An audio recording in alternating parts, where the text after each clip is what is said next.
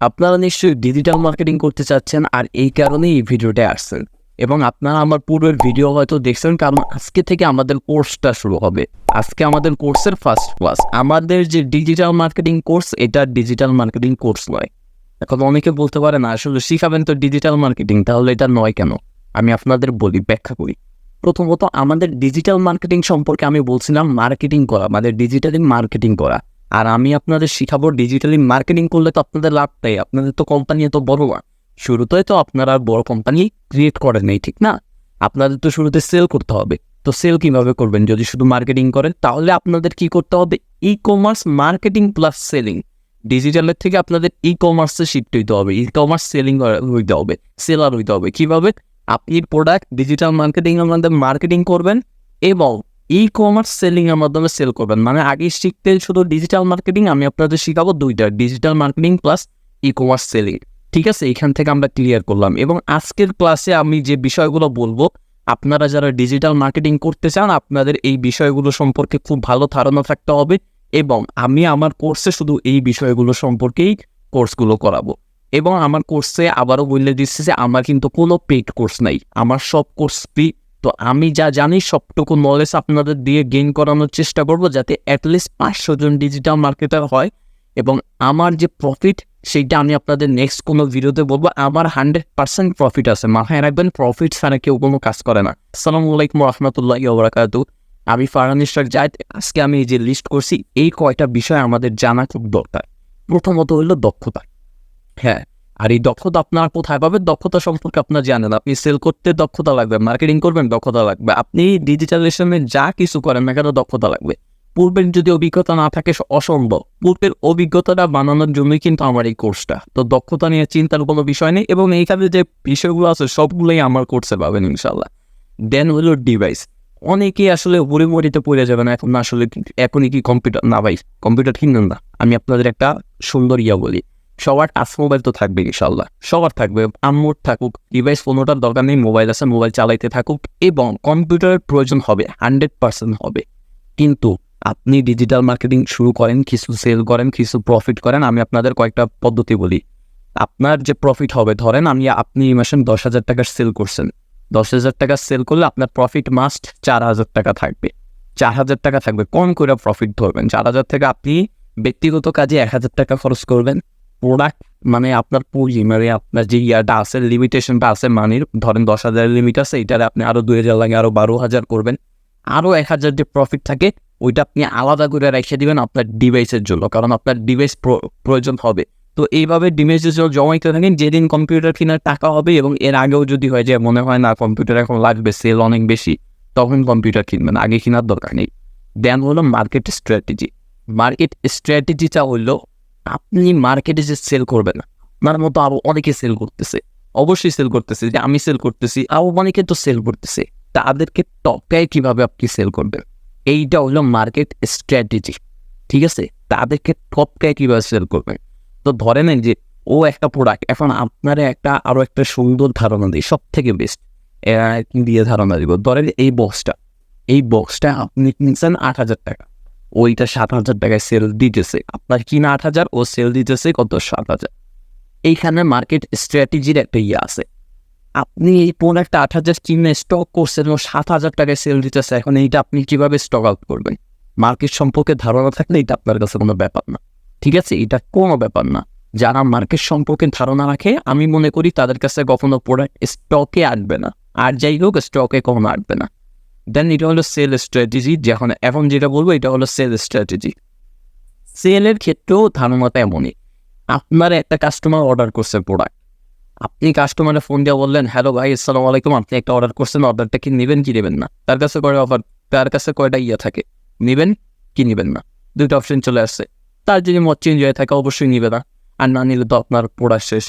আর এখন যদি আপনি আমার যে সেলিং আমি আপনাদের বলি, ও অর্ডার দিছে প্রোডাক্ট, আপনার কাছে যে কোনো কিছু একটা অর্ডার দিছে।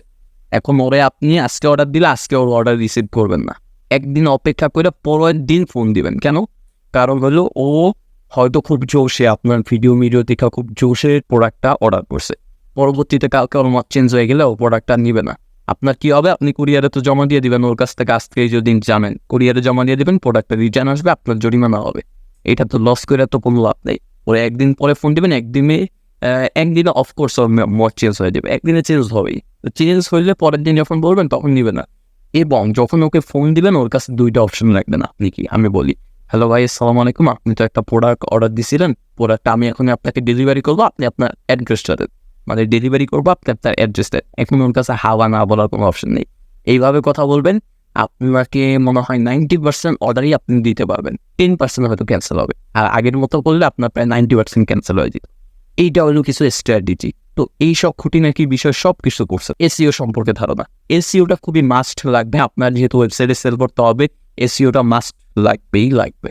তো এসইও ফুল টু ফুল যত ধারণা হয়, এসইওটি কি আমি একটু বলি। এসইও হলো সার্চ ইঞ্জিন অপটিমাইজেশন, মানে আপনার যে প্রোডাক্ট, কি আমার যে প্রোডাক্ট, ধরেন আমার প্রোডাক্ট লেডিস ব্যাগ, কেউ লেডিস ব্যাগের এই মডেলটা সবচেয়ে ভালো হয়, মোবাইল ডিভাইস M90 TWS, সবাই তো চিনেন, হেডফোন।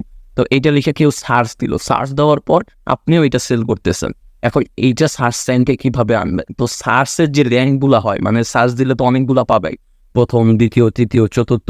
তো এই র্যাঙ্কটাকেই মূলত এসইও বলে। আপনি ভালো মতো এসইও করতে পারলে আপনারটা প্রথমেও যাবে, সেকেন্ডেও যাবে, থার্ডেও যাবে। এইটা হলো মূলত এসইও, যা আমার কোর্সে ইনশাল্লাহ থাকবে। যতটুকু আপনাদের দরকার ততটুকু থাকবে, এটা বলতে পারি। জ্যাঙ্ক হইল গিয়া। আর আপনাদের আরেকটা কথা বলে, ওয়েবসাইট মেকিং, তারপর ওয়েবসাইট তৈরি, এগুলো নিয়েও কোনো টেনশন নাই। আমি আপনাদের একবারে সবচেয়ে কম খরচে ডোমেইন কীভাবে ম্যানেজ করবেন, কোনো স্পন্সরও করবো না ইনশাল্লাহ। আমি যেখান থেকে কিনবো ঠিক সেইখান থেকে, মানে আমি একটা ওয়েবসাইট মেক করবো, আমি করবো না, আমার বন্ধুকে দিয়ে করাবো, ঠিক আছে? ও হলো ওয়েবসাইট ডেভেলপার, তো ও আপনাদের ওই ক্লাসগুলো করাবে, ঠিক আছে? ও আপনাদের ওই কোর্সগুলো করাবে লাইভের মাধ্যমে ইনশাল্লাহ। অ্যাড অ্যানালাইসিস, মানে আপনার তো অ্যাড চালায় সেল করতে হবে। আপনি তো শুরুতে ওয়েবসাইটে সেল পাবেন না, আপনার ওয়েবসাইট তো বাটা অ্যাপেক্সের মতো ভাইরাল না। তো শুরুতে কীভাবে সেল করবেন? অবশ্যই ফেসবুক, ইনস্টাগ্রামে অ্যাড চালাইতে হবে।